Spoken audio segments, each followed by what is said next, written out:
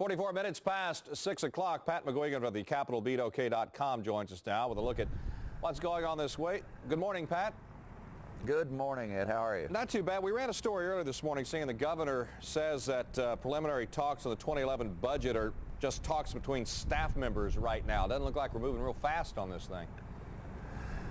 They're probably moving at about the right pace. This is going to be another tough cycle because we're probably talking about another 10 to maybe 12%, perhaps more at some agencies, of additional cuts because they're somewhere between $500 and $700 million short in the current budget structure. So there's going to have to be some new lines of appropriations. Folks have been asking me about some of your stories that you've been bringing us. You can find them at CapitolBeatOK.com. And there, Pat, we find a story that is getting quite a bit of interest, and this is this looming crisis in pensions and retirements. Can you tell us more about that? Yes, of the Oklahoma systems, by far the weakest is the Oklahoma Teacher Retirement System, OTRS, which is only about 60, maybe a little bit higher percent adequately funded for the amount of benefits that have been promised. The other pension and benefit programs are better funded, but none of them are at the 80% actuarially sound, and of course that's just a base minimum.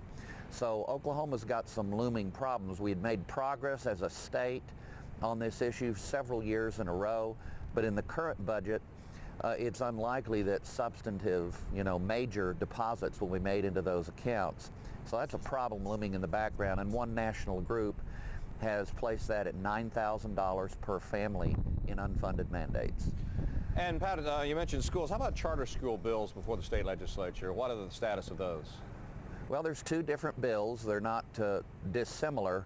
One from Lee Denny in the House and the other from Glenn Coffey in the Senate, that are progressing, that would substantially expand the availability of charter schools, particularly in the urban areas, but it would also reach out into the smaller communities.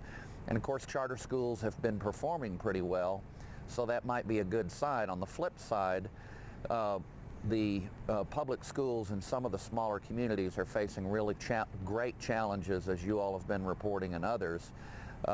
I don't know exactly what this budget cycle is going to bring. For a long time, people have been arguing that the state needs to do some consolidation, or at least consolidation of administrative functions in the smaller school districts.